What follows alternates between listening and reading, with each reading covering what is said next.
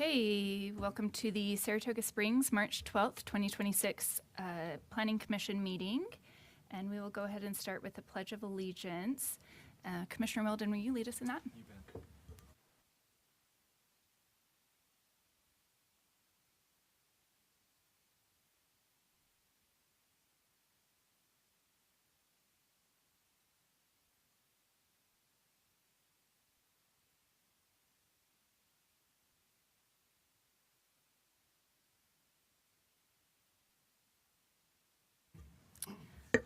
Okay, and we'll go ahead and do roll call. We've got Commissioner Miles is excused tonight, and all other commission members are present. We'll go ahead and move to public input. Time has been set aside for the public to express ideas, concerns, and comments for subject matter not listed as public hearing on the agenda. Limit of 3 minutes per speaker. Unused time may not be given to another. Time for public input is limited to no more than 15 minutes total. If you're here for public input tonight, please join us at the podium and state your name and address for the record. Seeing none, we'll go ahead and close public input and move to public hearings.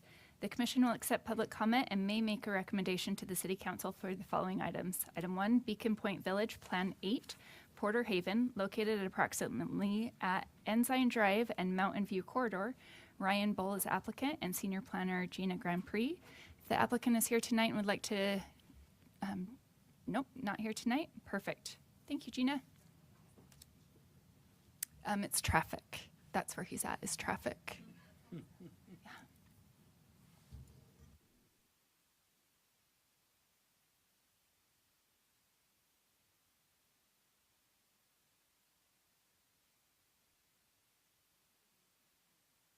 Need a push. Okay. Good evening, Chair and Commissioners. This item before you tonight is Beacon Point Village Plan 8. It's called they've named it Porter Haven. It is located generally near Mountain View Corridor and Ensign Drive. This is a village plan application with the planned community in the planned community zone, and the land use authority is the City Council. It is a legislative decision, so tonight you will be recommending a decision to the City Council. And it is your role tonight as a planning commission to hold the public hearing and forward a recommendation. Village Plan 8 is part of the Beacon Point Community Plan, which was adopted in 2018. The proposal for Village 8 includes 45.9 acres. They are requesting 180 residential units, and a mix of single-family detached homes and single-family attached townhomes, approximately 4.1 units per acre, 2.4 acres of open space. The plan remains within the community plan allocation of 207 unit equivalent residential units. Also, the same caveat in Village Plan 2 as in the community plan is that they have given the planning director authority to approve up to 15% density increase within a village plan. And so that 207 gives them that little bit of leeway for that opportunity if they so choose. Let's see, the development includes an internal street network. I just used the land use or the use map and build out allocation here on the screen to show you those roads in and out. The primary access may ultimately occur from Ensign Drive, which is down here on the southwest side of the development. However, there are other primary accesses along Hallmark and Mountain View Corridor, and then when it meets up with Lighthouse Drive and Founders Boulevard. Depending on the final roadway coordination during later phases, but this is generally how it will be mapped out. Staff reviewed the proposal against the village plan approval criteria listed in section 1926 of the city code and finds the application generally consistent with the general plan, community plan, and infrastructure requirements. One area of concern, so I've showed the one thing they did add was this sheet, we asked them to do a table because it's very similar to Title 19 when doing reviews as far as from a zoning standpoint. So their lot area, their lot width, and so forth. So that's one of the reasons we asked them to do this. On the pages within the village plan, you'll see that they have it kind of broken out as far as one plan for, more. This is in their original format as it was in Village 2, but they have compiled it in this as an easier way for us as staff to review it when we're reviewing their building permits and site plans. So the biggest issue that we have found in this is that the architectural design standards for the single-family attached townhome product, it is one that we have a little bit of concern with because they don't have the very prescriptive language that we're asking for.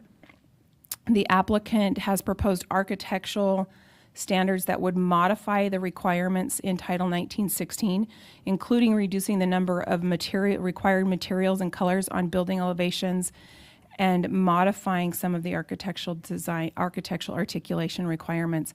Staff finds that while the village plan generally complies with the community plan, the proposed architectural standards do not fully meet the requirements of Title 1916, particularly the elevations facing public streets and open space. Because of this, staff is recommending a condition requiring the applicant to revise the architectural standards to comply with Title 19. So as stated in the staff report, one of the staff recommended conditions states that following city council approval, and prior to issuance of the approval letter, the applicant shall revise the architectural design standards to comply with the requirements of Title 1916, including required materials and colors on street and open space facing elevations.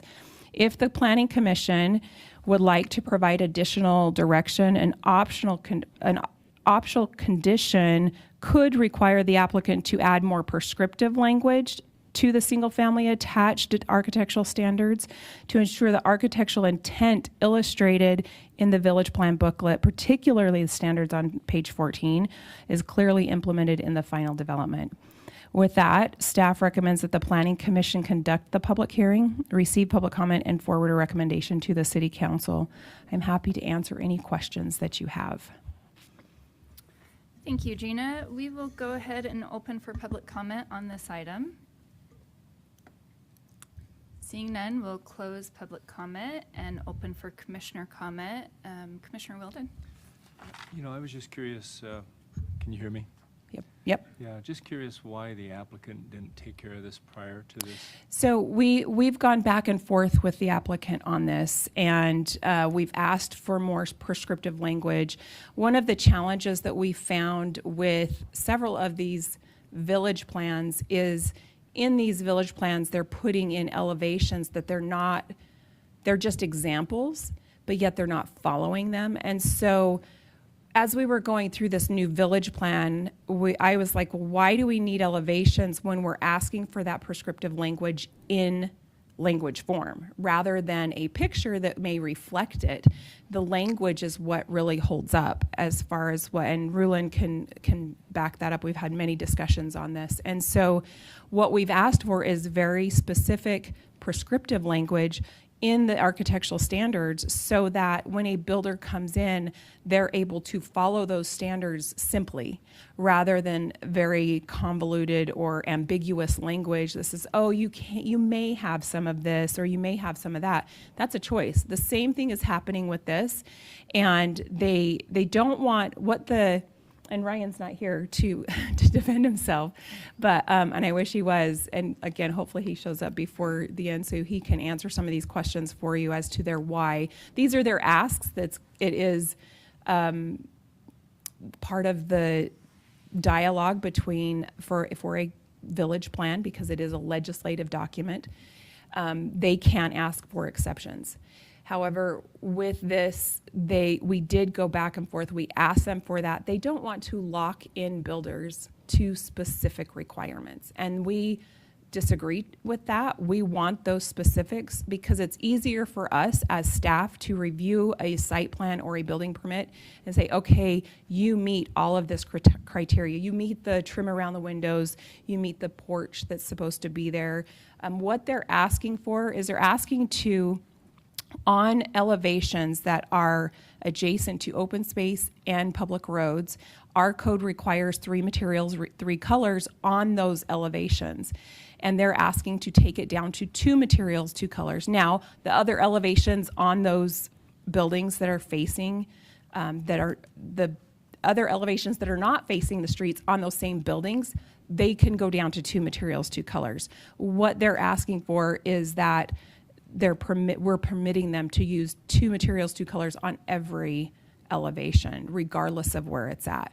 Now, the minimum, so did you understand? Let me ask this might help you understand and answer the question.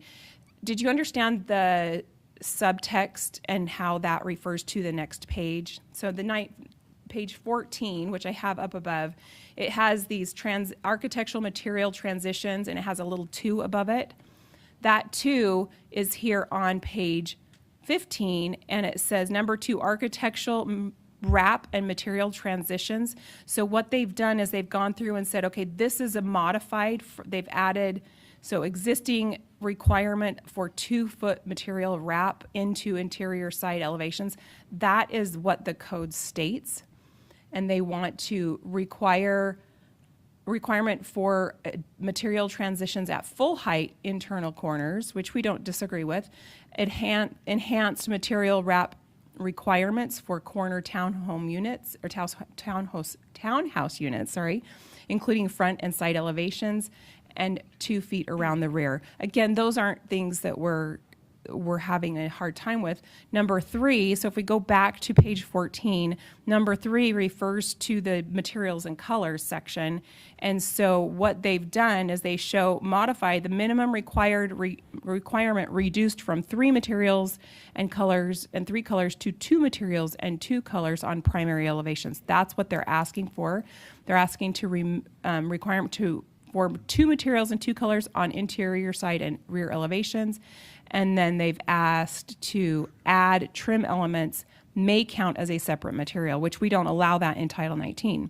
So that is really what our biggest concern is, because if you read number 2, the minimum, same thing as what is going here. So a minimum of 2 permitted materials and 2 colors shall be utilized on front or street side elevations, building facades abutting common open space, or building facades abutting an arterial or collector road. The roof shall not be considered a material, which we don't, that's same as Title 19, a material or color. Trim, including soffit, fascia, corner boards, trim openings, around openings, and horizontal bands may be considered a separate material, permitted to material. So that's where we are having problem. It's saying may be considered as a separate material. So it's either yes it is or no it isn't in how we see it as staff, because this opens it up to really they don't have to, or they do. It's one of the other. Now this probably isn't the best example. We do not want to see that those small trim pieces are considered another material or color, because it's not very prominent. And so that's not how it's written in our code. Now on numbers or B and C are fine, but then you look at D and it says enhanced building articulation may count as a separate material color. This may again, it's that language that is very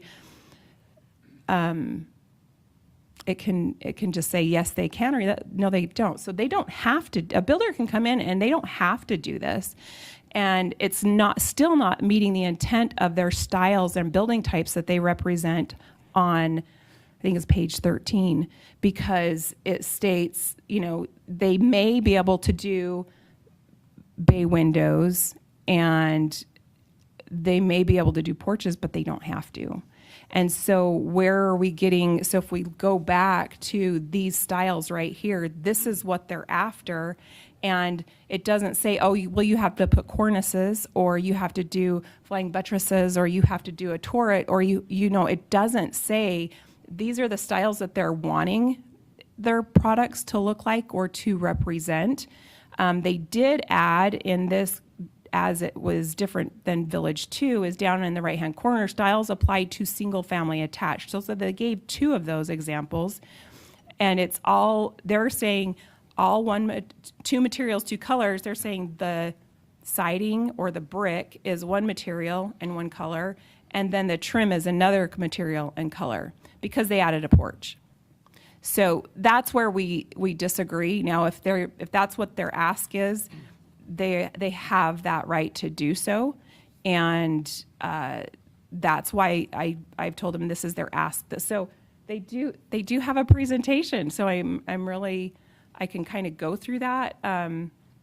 They have a consultant on the East Coast that wasn't able to make it, and so Ryan will hopefully come because they wanted to explain their reasoning behind this. That's the whole reason for that. Sorry, go ahead. Sounds like, though, you have plenty of leverage to make sure that they comply. We could table it so they have You to come can. back and figure it out beforehand, or we can just move forward. And With you have conditions. plenty of leverage because they're not going to start until you guys work Right. this through. Yeah, it's really, I mean, it's come to the point to where we've gone the rounds with them, and this is what they want. So they're coming to ask for what they want, and that's their right. That's the whole purpose of this process with planned communities, is to do that. And usually if they ask for something, you know, it's that give and take, right? So it is really up to you as a planning commission how you want to proceed. You can proceed with conditions of approval, or you can table it. It is totally up to you. Thank you. I really do wish they were here to provide that explanation. Go ahead. Gina, is part of that because the pictures reflect a lot of stone and brick? And, you know, outside of putting a shutter on, it's probably hard, you know, to come up with those three colors. Is that Correct. part of it? That is part of it. But one thing that they have that they're forgetting is, yeah, these are beautiful buildings. Oh, yeah. And, you know, we would love to see this in our city. However, they don't have the requirement to put these ornate details on these elevations. So if you read through these articulations, I don't see anything that states, oh, well, you have to have these type of cornices on your buildings. I'm sorry. Oh, okay, great. Ryan is here. And he can answer to some of this, to those questions that you're asking. So, you know, that's where we have had that discussion, is where are those ornate detail requirements? And so Ryan is able to probably answer those a lot better. So just to catch you up, Ryan, we're talking, yeah, traffic was a little hard coming in. So we're just talking about those exceptions that you're asking for on pages 14 and 15 in regards to the two materials, two colors, and how and why we have added the condition of approval to meet Title 19, but then you have your ask there for that. And then, so he does have a presentation to go through his why they're asking for that. And so I will give that over to him. Do you have any other questions before I turn the time over to him? Okay. Yeah, and just, thanks, Gina. Just by way of backdrop, so this is Beacon Point Village 8. Sorry I'm late. Can we just actually have you state your name and address for the Yes, record? Ryan we Bull, can- Land Reserve, 51 South Main Street in Salt Lake City. So this is, we've completed Village 1 and Village 2 within Beacon Point. This is Village 8, just south of the temple. We expect to continue with our same builder group that we have. So that includes Symphony Homes, Rainey Homes, Cadence, David Weekley Homes, and Destination. This one is interesting because we have an architectural review committee that reviews every building plan that comes in. And so they look at the architecture, anti-repetition, things of that nature. Unfortunately, the consultants that do that third-party review couldn't be here tonight and were unable to zoom in. So you're stuck with me, but we'll see what we can do. I think the idea from UDA, which is the third-party consultant, is just to create a unique and varied streetscape. I think what happens a lot of times with the restriction of, or the requirement of having 3 materials and 3 colors is it becomes kind of this wainscoting along the bottom edge of the house, and then a second material, and then a third, and so it becomes this kind of 3-layered structure that actually visually leads to more of a sense of repetition than it would have otherwise.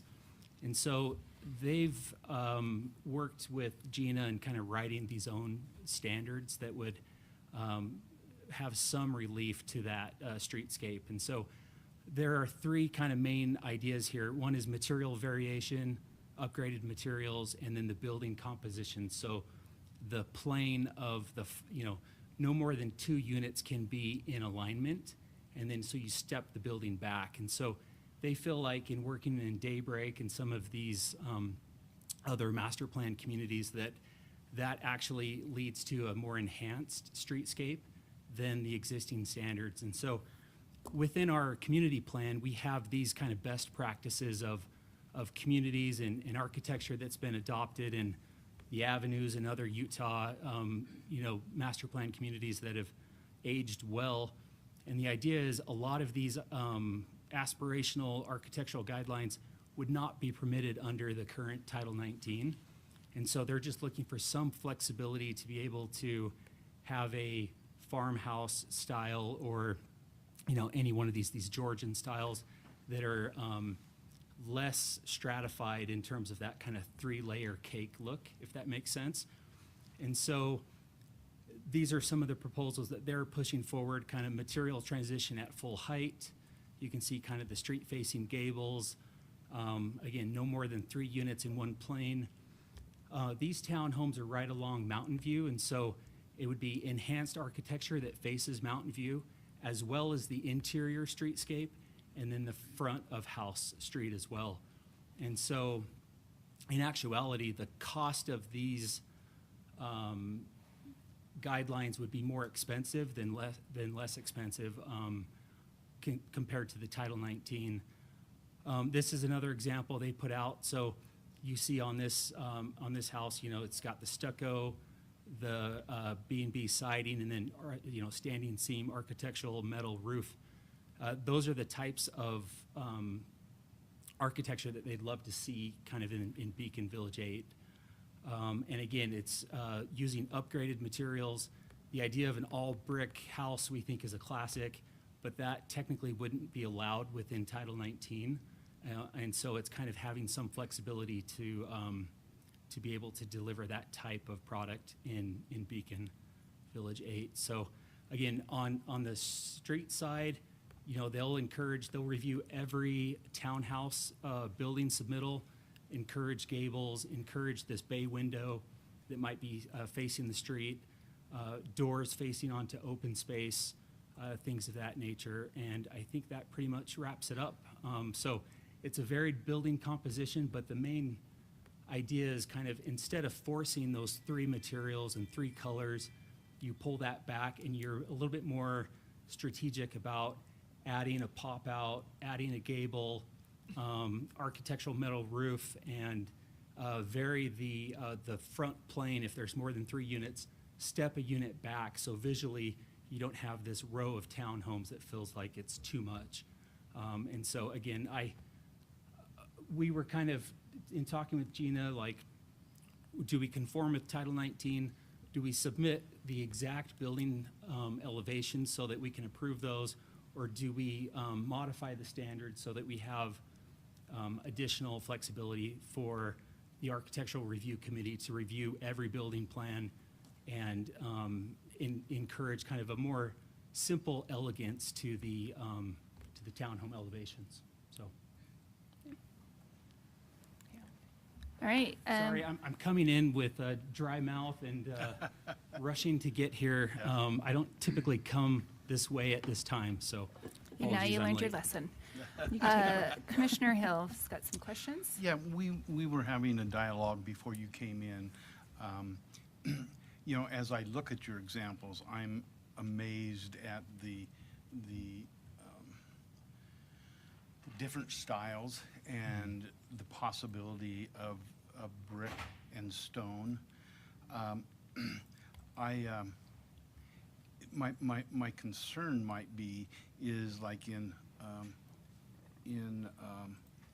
Village 2, I don't see that much. It's pretty much stucco or siding. And I'm wondering if it might be appropriate, if staff might feel, if we were looking at stone and brick, where it might be hard to have three colors unless you put a shutter and then the trim white or something, is it maybe on brick and stone we go to, and then anything that's stucco and siding material, we go back to our standard. That's my thought, because I'll be very honest, I look at these brick and stone buildings and I go, they're beautiful and they're unique, and we don't see many of those. And that might be a reason to go away from Title 19, some of the standards. Can I jump in? So staff doesn't have any concern with the images that you see here. The concern that we have is the language doesn't guarantee it. That's the concern. So I think the solution, if this is what the applicant is proposing, is just propose language that guarantees it. Because as Gina was mentioning, the language says may. May means optional. So I think Yeah. the concern is we've seen that in other developments. We've experienced that where they put language in that isn't strong enough and we don't get the images. Okay. So our concern isn't the request, it's that the language in here doesn't match the request. So one of the ways to correct that would be to, for example, on the enhanced building articulation, may count as a separate material. Instead of saying may, maybe put in choose two. Choose two or choose one of these enhanced building articulations so that that is a That holds requirement. them- Right. that holds them more And accountable. so enhanced building articulation shall count as a separate material or color when choosing two of these options, or so, something like that. I'm just throwing out that example, you know, we can work on that, you know, if you condition that. But that's the example that we're talking about. Like Sarah said, we don't want, we're not against those, their buildings. They're beautiful, right? We would love to see something like that in Saratoga Springs. We just want that firmer language that says, okay, builders, when you come in here, you have to choose, you know, you have to choose two of these to make that look. Or you have to do some ornate details on the building. I don't know what, I mean, there's lots of different ways that we could do that. Yeah, and I think if I could, the flexibility would just be in, so when a builder comes into Beacon, they do what's called a product line review.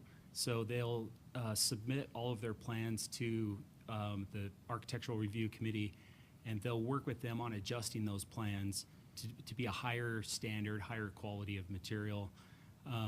Within that product line review, they would address a lot of these items such that when a building comes forward, we can quickly review that architecture and approve it. But I think the idea would be, again, I think I mentioned this, but avoiding sort of that racing stripe along the bottom of the house and then the two materials. It tends to be more of like a sticker on a structure as opposed to like part of the structure and integrated with it. And so I think we can work on that language, but that's the intent, is to have some flexibility so that the Architectural Review Committee can have a diverse streetscape, is the idea. And our intent is to get them to looking like the styles that they've proposed in their village plan. So, Go ahead. sorry. So as we're talking about this, and we're talking about having the correct verbiage that works, but as I read condition 5 on the staff report, it doesn't feel like condition 5 is really strong enough to meet what we're asking for Yeah, and that was, we're just going back to Title 19 on that. That's why we put that in there, and that's why you do have the option of, you can change that condition to meet what we're talking about. We try to leave it, we as staff are bound by Title 19, and as this is a legislative document, the applicant can ask for those exceptions. We're giving you our feedback based off of Title 19, but you can make that condition of approval to, make that language stronger. Sorry, and strike the condition of number 5. So- Strike that condition so you can make your own. So we tend to get a little confused on Okay. when we try and change conditions over here on our side. So what I would really love is some help with the correct verbiage that will meet the requirements that the city staff need to be able to hold developers to that Title 19, should we choose to go that way, right? So how can we So- how can we add to condition 5 to make sure that this is going to do what we need to do it? You want to, So, yeah. I could, We need to see it ourselves. So that's the challenge. We don't want to write it for them. We want them to write it, and that way they're getting what they want. We can review it, see if it meets the expectation. If we write it for them, it doesn't mean they're going to agree. So it's better if they propose it. We've asked for this already, but we're not getting it. So that's why the condition is written the way it is in the staff report, because we don't know how to write a condition that's different than that without actual language to review Okay. that meets that expectation. So really, the struggle that we've had in other developments is when the language is soft, they can say, well, it doesn't say we have to do that. It Right. says we can do that, and we're choosing not to. We're choosing to do not brick, but we still just want the whole building to be one material. So, so then it ends up being a lesser standard than our code. So that's the struggle. We're trying to find the balance. I understand what the applicant is saying, completely understand that they want the flexibility. However, the city needs the guarantee whether, to grant an exception, we want a guarantee that we're getting the quality that they're proposing. Right. And so if we have asked, sorry, because I'm not part of city staff. So if city staff has asked for that language to be clarified Yeah. and has not gotten what they need to clarify it, I'm really uncomfortable with going forward with a condition that doesn't really meet what y'all The need. to- condition could be that they work with staff on that language before it goes to city council. Yeah, I think. I'm- we as brought simple as up. that, yeah. I'm much more inclined to table until you have that. Yeah. And we But- can do that as well. But I'm also very cranky. And then continue to dialogue until both of you feel satisfied that it requires Title 19. and I think we're almost there. I think, and we talked about this in our last meeting, that, we need that guarantee that some of those ornate details are going to be in there rather than just the option. And so, I mean, we can definitely get to that point, and I don't think it's too far away from that. I think the main concern is we're having a struggle with it because the language isn't strong enough. Yeah. We've asked for that, and they wanted to come forward as it is. So that's the struggle we're having. Well, and we have the presentation tonight, so we've gone over all the material. So if you can come together on the language, we can bring it to our next meeting, and it could be fast and done. But I would incline to do option 2. Let's go ahead and hear from our other commission members. You guys want to just take it away? All right. Thank you so much for your presentation and the additional details you provided us with. I wanted to say that It's on. it's on. Okay. Yeah, we're struggling with that. If you guys can give us that feedback, that's helpful. Thank you. So I represent a luxury home builder, and I'm also very familiar with the builders and their product in this neighborhood and overall, really. These are not production, high-density builders. These are a builder that want to build something that they can put their name to.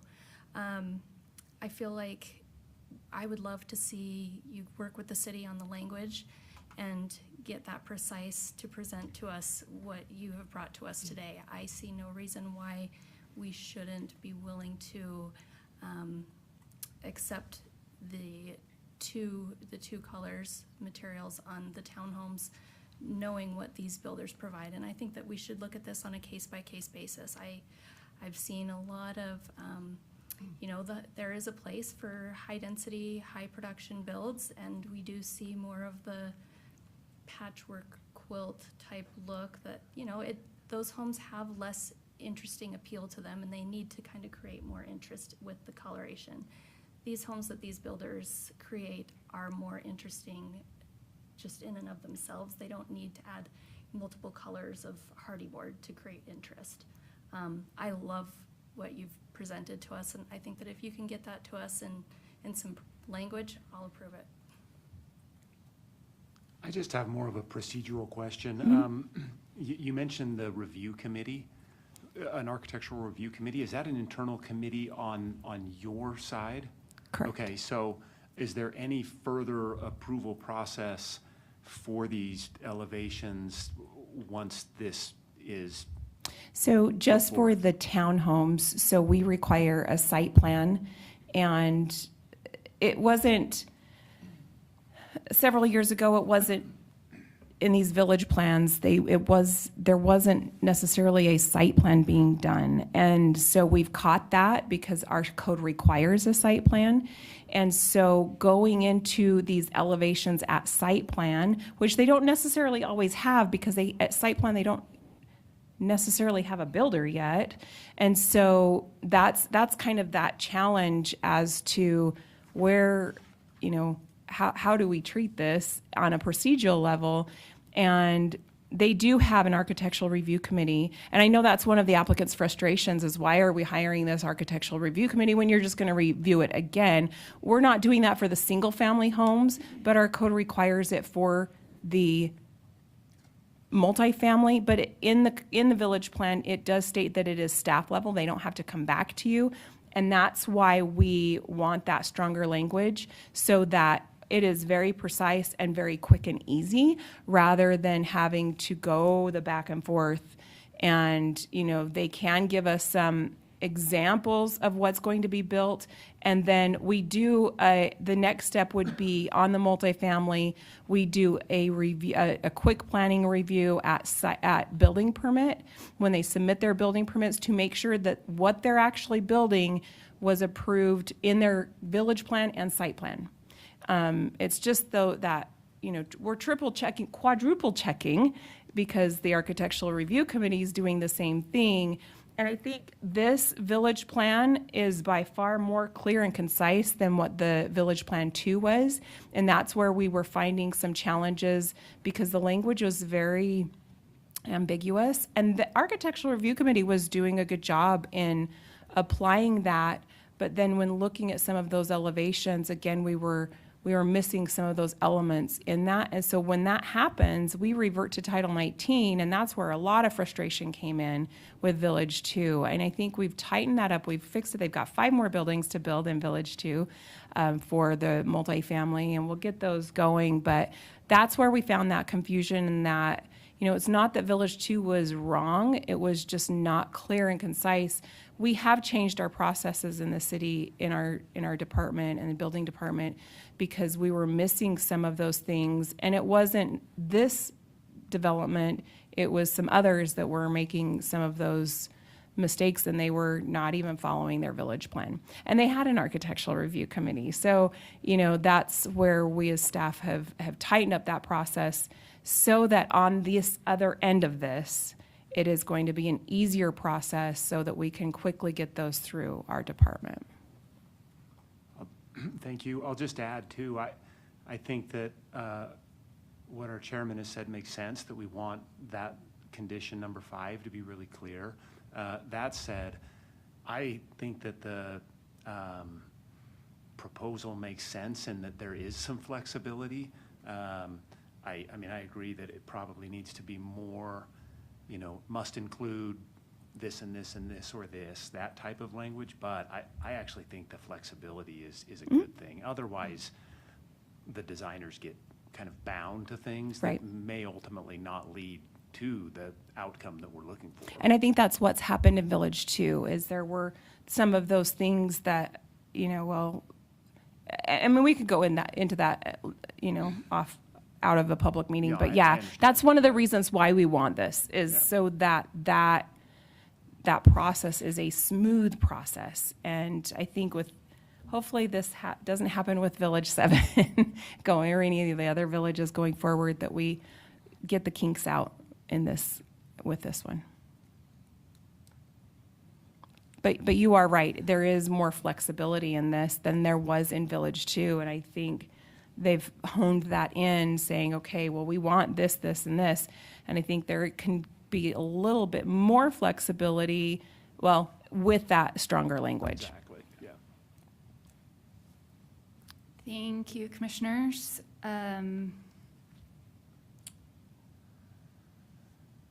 Okay, and then I've got one more question, Gina, and this is a little bit more for you and city staff than necessarily this project, but as I'm reading through this packet, like I read through it a couple of times and I was struggling to understand what was going on in it with this ask. And so I saw there's things that said, what did it say? Partially consistent and that. Right. Help me understand why we weren't using language like a variance or an exception in this to explain what was going on, so that as we're reading it, we have that understanding. So Title 1926 asks them to do design guidelines. We're wanting those design guidelines to be Title 19 or better, right? And so with this ask, it was not Title 19 or better. I mean, technically, to get the product that they want, yes, but we're bound by that code. And so we didn't, I mean, that's why that condition of approval is written the way that it is because we're bound by that code. But it doesn't mean that it can't be vetted out here in this meeting, because you have more of an opportunity to make those changes than we as staff do. And so that's why that condition was written the way that it was, rather than providing an exception, because they're already asking for an exception. So for us to ask for them for an exception for them isn't our ask, it's theirs. And so that's why they came with a presentation. That's why they're backing up what they're wanting. And so that, I mean, it's taken a while for us to get to this point, because they submitted back in March of last year. So here we're a year later on this village plan, because we went back and forth on all of this. And there is some, it's tightened up so much better, because, I mean, they took almost a whole page of architectural design, but there was some differences in what they were asking for, because they weren't applying it to these multifamily, it was applying it across the board. But that wasn't the intent. The intent was, to have these multifamily buildings be different than different but the same, different but within that same category as the village plan, the theme. So to answer your question simply, is that we are not the ones as staff asking for that exception. It's the applicant. Okay. Commissioner Hale? And I would say, as you'd indicated, there were some learnings from Village 2. Absolutely. And so we want to enhance our approach as we go. Correct. Because this is a large area with many villages. And so if we can take the learnings from Village 2 and incorporate that into 8, and then as we go around, we're all better for doing that, correct? Correct. And it was, Chair Burns, it is a little confusing in that village plan, and we tried to guide them in that. I'm going the wrong way, sorry. We asked them to give us some way to know what they were asking for that was different than Title 19. And so on page 14, that's why they did the footnotes, is so that we can reference it to what the code was, and then what they're changing or removing or modify, what they're adding, what they're modifying. So that's why this comparison to existing Title 1916 standards is there. So I mean, there's how many there? They already did the work. I didn't want to repeat. That's why I referenced that in the staff report. But it is a little confusing, so I do apologize, and That's I will okay. make sure that we figure out a way to present that in a better manner. That's okay. And thank you. I appreciate you taking that into account. It feels like we have a very new commission right now, maybe not being led by the best. And so Oh, stop. we sometimes need some help understanding. It's things. always best to ask for clarification. There's no shame in that whatsoever. Okay. You're doing a great job. Thanks. So are you. Okay. So let's go ahead and, as a commission, I guess, is anyone feeling like they're ready to make a motion on this? I think I could. Commissioner Wilden Yeah, would like to add. Okay. I'd like to have a little more discussion, Yeah, because I don't feel settled on anything here as Okay. far as what we're thinking. yeah. Can I propose 2 options for discussion that might help narrow down, well, maybe 3 options, right? So option 1, you could move it forward with the condition in there. Option 2, you could change that condition, that they work out some stronger regulatory language to add clarification that will get what we see in the images. And then number 3 could be tabling. So I think maybe you could just, maybe those could be 3 options for you to discuss. Okay. Is there any option to say, we're not going to table it, we're going to move forward, but it needs to be figured out before it goes to the city council? You can do that as well. So option 2, where we're saying that stronger language needs to be figured out, we could just add in before it gets to city council. Sure, that's Correct. fine. Okay. Yeah. Because I don't see a need to bring it back to us again. Yeah. Right. And that is a lot of extra work for the staff and so forth. But Yeah. I agree with what's said, that it needs to be figured out before it gets to city council. And there really aren't very many areas on it that need that. It really is that materials and colors. Number 2 is really, I mean, we're fine with everything else. It's that number 2 on page 14 that needs to be. So you could, Strengthen. for number 5, you could change that to, that the applicant add stronger regulatory language regarding architecture and their request before it goes to city council. So for the applicant, is this all making sense? Like, is this an ask that's completely out of your reach? I think we're very close. So I think that's within reach. We've been working with Gina for, several months now, so we're just about there. So I think that makes a lot of sense to have that language. We want that as well as we sell to a certain home builder or townhome developer. We want to be able to have language that's enforceable, and that there's no ambiguity when the city reviews it, that they can understand, yes, it conforms, or yes, it does not conform with the village plan. So I think. And I think it's, as far as timeline goes, it's completely possible because the next city council meeting that this can even go on is not until the 14th of April. And so that gives a month, or not a month, but what, 2 weeks? 2 weeks to get that figured out. And I think that's plenty of time to look at that language, and we could figure it out in a meeting and get it taken care of. Okay. So with all of that said, I'm feeling very comfortable with option 2 for condition 5. We're going to win this one. All right. Okay, so with that all said, do you feel that we've had a good amount of discussion on this? Is there any more discussion that anyone feels they would like to bring up? Okay, so with that, then I will now entertain a motion. And Commissioner Wilden, Commissioner Hill? Okay, just to make sure I'm on the same plate, we're looking at option 2, but giving that the next meeting would be at city council and not with us, correct? Yes, so that we're approving with that option 2, that the language will be strengthened So No. I think the best thing is to make a motion that includes the findings and conditions, modify condition number 5. 5, okay. That the applicant will come forward with stronger language before it goes to city Okay. council. I think I'm there then. I move that the planning commission forward a positive recommendation to the city council for Beacon Point Village Plan 8 with the findings and conditions in the staff report.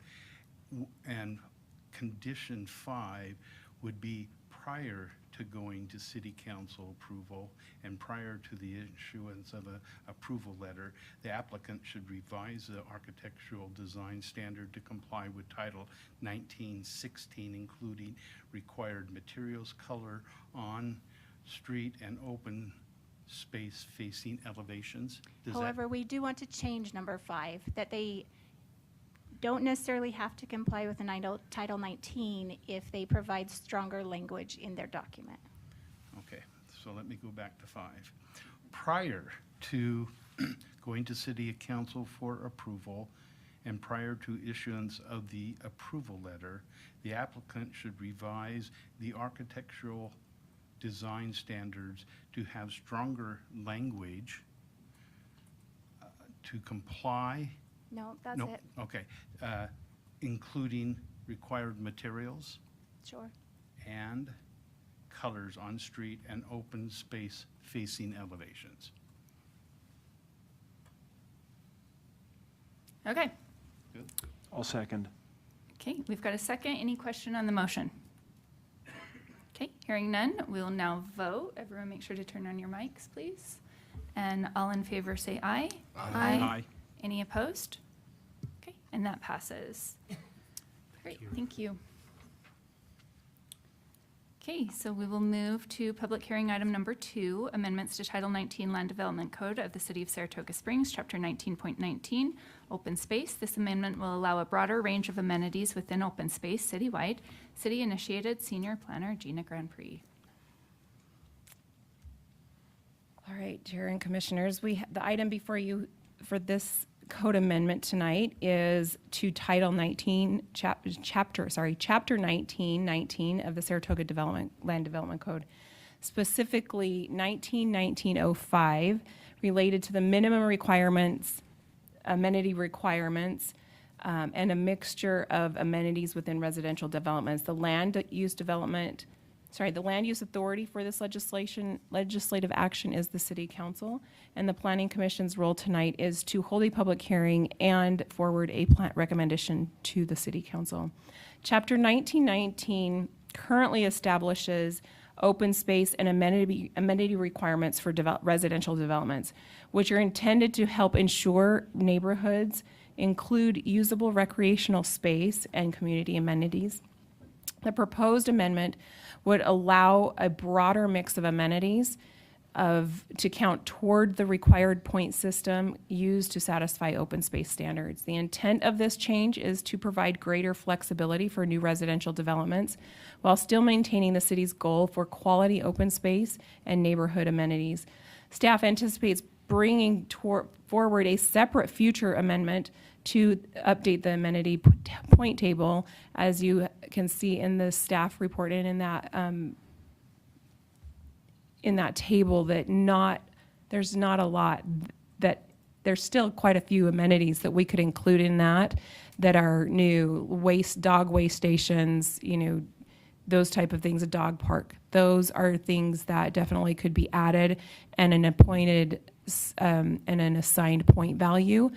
So we still have some work on this section of code. However, we felt that with developments coming in, our new trails and so forth, some of that was, they weren't wanting to do that because they would add that, so many linear feet of trail, and that's more than 25%. According to our current code, that's more than 25% of the amenity points. And so what we did was we looked through this section of code and came to a consensus that we could make it broader for developments to have a better mix.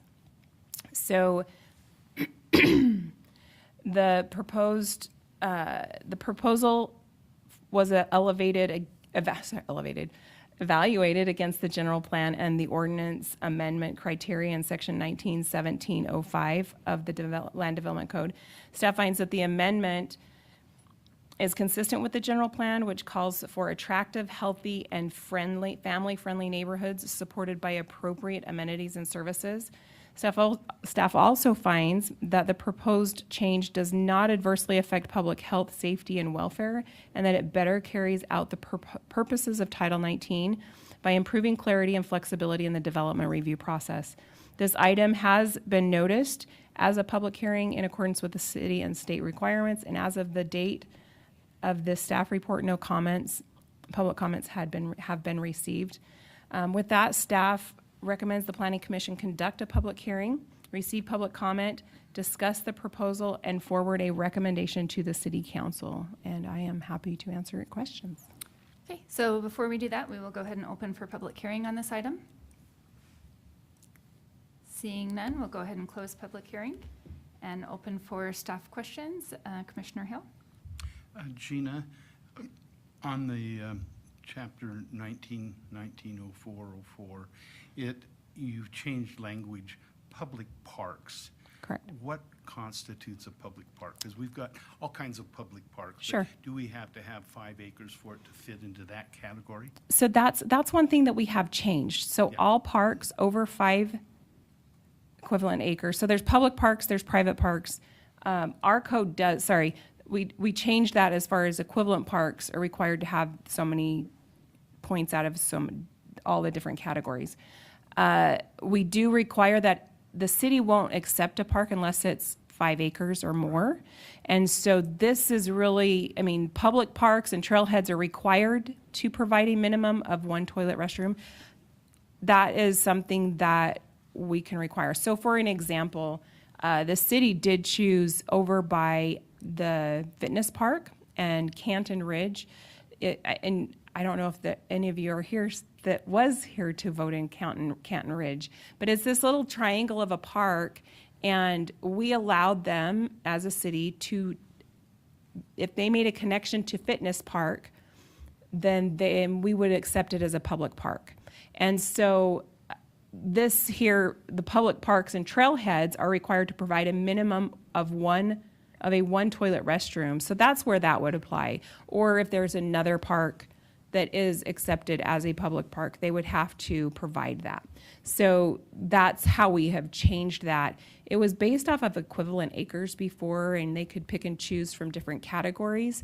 However, we were finding that became really restrictive, and we weren't getting the amenities that we want. For example, a trail or a trailhead or a restroom. We weren't getting those things because they had to meet so many, 75% of it could come from all different categories, but then 25%, they couldn't go over that 25%. So, they could have a pool, but that maxed out their 25%, and then they couldn't have a pool. And so, so there's some of that we felt could be changed and modified to allow more. And I can add to what Gina's saying. We did change it from all parks to public parks because, when we took the Fox Hollow Neighborhood 4 through, we were recommending a restroom.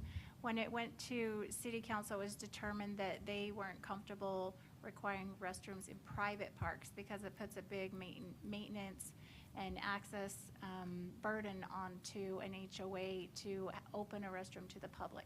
So we did change that from all parks to public parks. And then we took out the size in here, so it said 5 equivalent acres. Well, that could be a hillside at 5 equivalent acres. So we don't necessarily need to require a restroom on a hillside, but we want to require restrooms where people are going to be, if it has a big playground and pavilions and people are going to be for a few hours, we want to require restrooms. So we took out the size requirement. We have it more focused on the use rather than the size. And then we did change the word from all parks to public intentionally. Thanks for the clarification. Commissioner Mann? Am I correct in understanding that previously the dog waste stations and dog parks would not count towards the credit for the amenities? No, that is incorrect. We have underneath that table, it states that the land use authority or the planning director would evaluate those amenities that were not on the list and assign a point value to them so that they could be used towards that. Okay, thank you. Okay. All right, any other commissioner comment? All right, I will entertain a motion. I'll make a motion. I move that the Planning Commission forward a recommendation for approval of the proposed code amendment to Chapter 1919 with the findings and conditions in the staff report. Okay, we've got a motion from Commissioner Mann. Do we have a second? I'll second that. We have a second from Commissioner Wilden. Any questions on the motion? Hearing none, we'll now vote. All in favor say aye. Aye. Any opposed? Okay, hearing none, that passes, and we will move to public hearing item number 3. Amendments to Title 19 Land Development Code of the City of Saratoga Springs, Chapter 19.16, Site and Architectural Design Standards. This amendment would allow an exception for building buffer requirements at the corners of buildings and loading bays. Citywide, city-initiated, Senior Planner Austin Roy. Good evening, Commissioners. Tonight we'll be talking about this code amendment. This is a staff-initiated code amendment. It's something that we felt was needed in some of our recent reviews of some commercial properties. So the language that we're talking about is highlighted here in red. You will see we are saying that exceptions may be made for any part of a building that may contain a drive-up window, loading bays, or for the corners of buildings. Building corners shall be protected by bollards if an exception is granted. So we're, essentially what we're doing here is we're adding 2 additional exceptions. We currently have an exception for drive-throughs, but we also want to have an exception for the corners of those buildings and for loading bays. And I have a couple examples here so you can see exactly what we're talking about. So you can see on this drawing here, they have a drive-through that wraps around the back of this building. And those corners, as shown here, would not currently meet our code. We would actually require a 5-foot space in between the curb and that corner of that building. But we felt like that's really pushing out the site, and it's not efficient use of the site. So we felt like this is something that maybe we should better have an exception for. And then the second example that we have here, this is talking about the loading bays. So this is a building that they're proposing to put a gymnastics center in. And so on the top of the screen here, you'll see that highlighted area. Those are kind of roll up, think of like a garage door type thing. So they can get fresh air in there, you know, in the warmer, when the weather's good.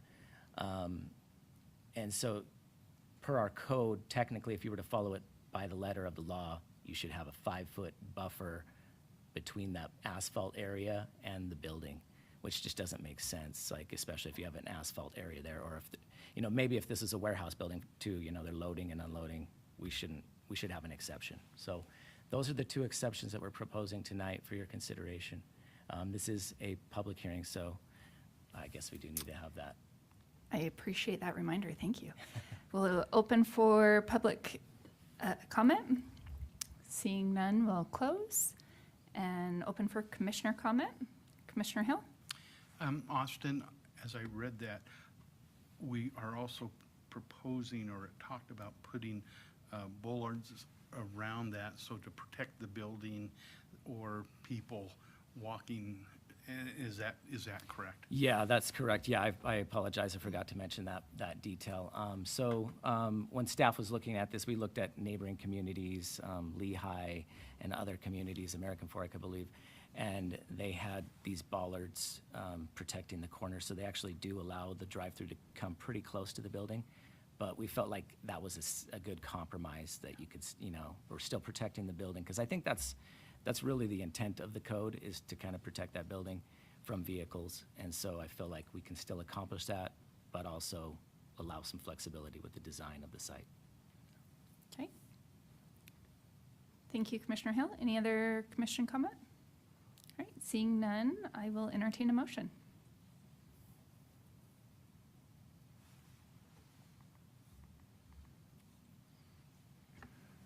Chair, I'd like to make a motion. I move that the Planning Commission forward a recommendation for approval of the proposed code amendment, Chapter 1916, with the findings and conditions in the staff report. Okay, thank you for that, Commissioner Wilden. And do we have a second on that motion? I'll second. Thank you, Commissioner Mann. Any questions? Hearing none, we'll now vote. All in favor say aye. Aye. Any opposed? And that passes as well. We'll move to business item number 1. The commission will discuss without public comment and may either make a recommendation to the city council or approve the following items as needed. The item 1, approval of minutes from February 26, 2026. Is there any discussion on that? Hearing none, I will entertain a motion. Chair, I move for approval of the minutes of February 26, 2026. Thank you, Commissioner Weldon. Do we have a second on that motion? I'll second. Thank you, Commissioner Hill. And any questions? Hearing none, we'll now vote. All in favor say aye. Aye. Any opposed? And that passes as well. Move to reports, commissioner comments. Will lead us off. Anyone have some commissioner comments tonight? Commissioner Hill? Again, I'll just remind everyone that APPA of Utah is having their spring conference down at Bryce Canyon on the 8th, 9th, and 10th of April. The 8th being a half day and the 10th on Friday being a half day so you can get back. And there are 4 Planning Commission sessions on Wednesday and 1 on Friday and 1 on Wednesday. So there will be enough of learning. You'll pick up 3 hours specifically on Wednesday if you go. All right. Thank you for that reminder, Commissioner Hill. Any other commission comments? Okay, we'll move to director's report. Okay. Since your last meeting, the council met on March 3rd, and they approved the Trails Master Plan update that you saw in February, and then they also approved the home occupation standards code amendment that you saw. They did table the bicycle parking code amendment. They would like to work with staff on that before we bring it back to them. Okay, thank you. And any need to move into a closed session? No? All right, we will now adjourn this meeting.